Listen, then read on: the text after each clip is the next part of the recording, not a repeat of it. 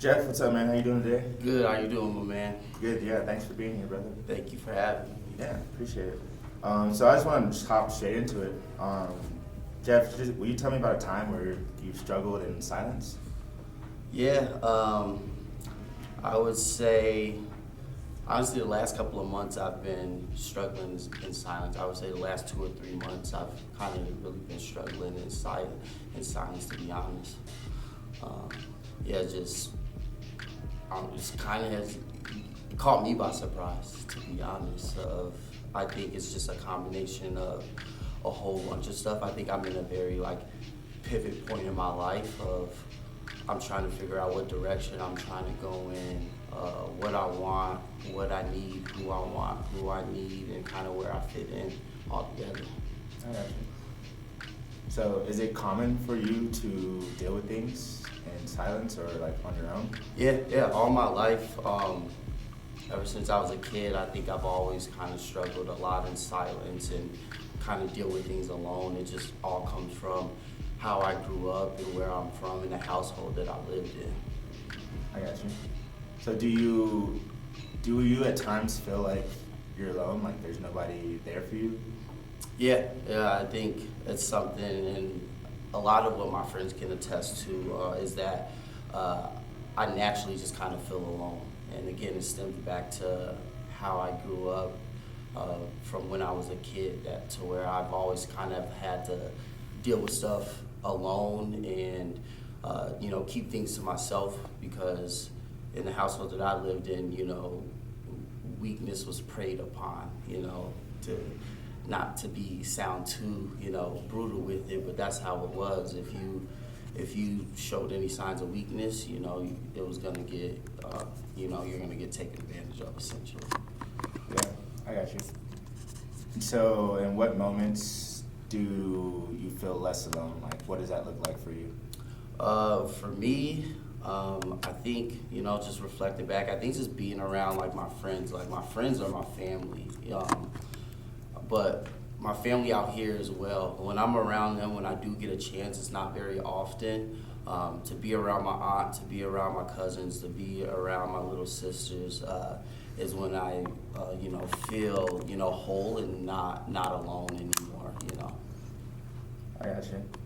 So anxiety and depression are two of the most common battles that people deal with when it comes to mental health. Mm-hmm. Do you experience either one of those or any other type of mental health issues on a daily basis? Yeah, again, something I've struggled with my whole life ever since I was a kid. Anxiety, depression, loneliness is something that I've always have struggled with and had to work on. And honestly, for a long time, I didn't know that, about myself.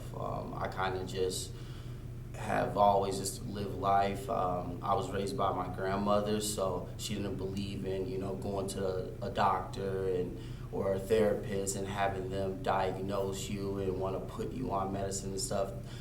She's old school, so she didn't believe in that stuff. So I never knew that I struggled with it until I became an adult and actually, seek the right help myself. I got you. So what does that, how does that affect you just on a daily basis, on your day-to-day life? I was saying the last couple of months, it's a struggle in the sense of where I found out and, what I started to learn about myself is, in the last few months, I've struggled with, waking up in the morning, and I'm a morning person, being motivated to do the things that, I love to do was a struggle. Even just taking my dog on a walk, was a struggle. And with me seeking help and, going to a therapist regularly and me speaking with her, she, told me, she was like, hey, I think you're going through a depression. I was like, I'm not sad. What do you mean I'm going through a depression? And she's like, you don't have to be sad to be depressed, Jeff. It affects your day-to-day tasks.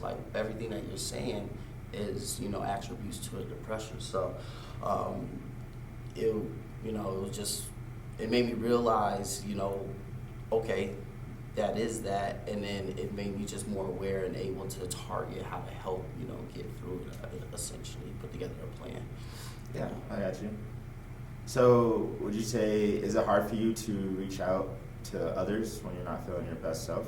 Oh yeah, oh yeah. And again, I think my friends can attest to it. Like my friends are my family, but yeah, it's definitely hard for me to reach out for help. I try to deal with stuff on my own, and try to deal with it the best that I can.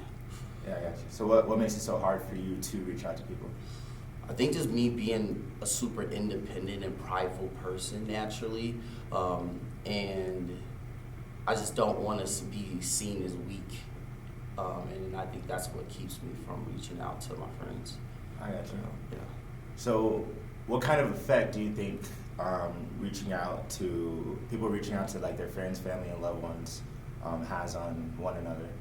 It has a huge effect, I think, on both sides. I think reaching out to your friends from a personal standpoint is super helpful. You get a different perspective. It's motivation. It's comfort. And then on the other end, it shows that your friends. It shows your friends that you care about them, and that you care about their perspective. You care about their input, and I think it overall just makes you closer as a whole. Yeah, I agree. So if people reached out to you, more often, would that make you feel better mentally and emotionally? Oh, definitely. I love helping out those around me. I love helping out my loved ones. But I think altogether it's a good thing. Yeah. Good. And do you think you can personally be better at reaching out to others? Definitely. I think I could be way better. It's something I've been working on and been conscious about. So it's something that I think I keep on the front of my brain every single day to work on, reaching out when I am struggling, because I know it is helpful for me. Yeah, that's good. Is there somebody right now that you've been either putting off or you forgot about texting or calling, or is there a name or person that pops in the top of your head? Yeah, I would say like my aunt. I've been very distant from my aunt, and I don't know why. There's no specific reason. I think with me going through my struggles, she is like my person as far on my family side of who I would reach out to and talk to. And in the last few months, I usually would call her 2 or 3 times a week. Haven't called her in like a couple of months. And my friends too, I think I've just kind of taken a step back and just have been in my head. But, yeah. Would you want to text her or call her right now? I would, but she's in Dallas right now, so I don't want to interrupt her thing. But I mean, I'll call her. Why not? Let's see. Yeah. Hit her up. Let's see.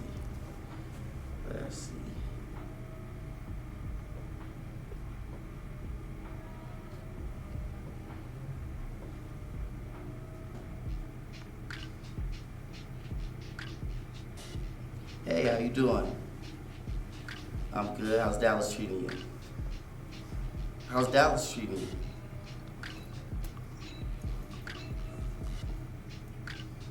Oh, no, I did not hear. But I just want to keep it quick. I just wanted to give you a call. I'm doing an interview, and I was asked, like, is there somebody, that, friend or family that, you haven't reached out to, as much as you should have recently. So I just wanted to give you a call, and make sure everything's good. But yeah, I'll call you when I'm done, or text you and give some more details. No, I can wait. Oh yes, right now. Yeah, all right. Love you. All right, love you. Bye. All right. Dope, Jeff. That's a wrap. All right, thank Appreciate you. it, bro.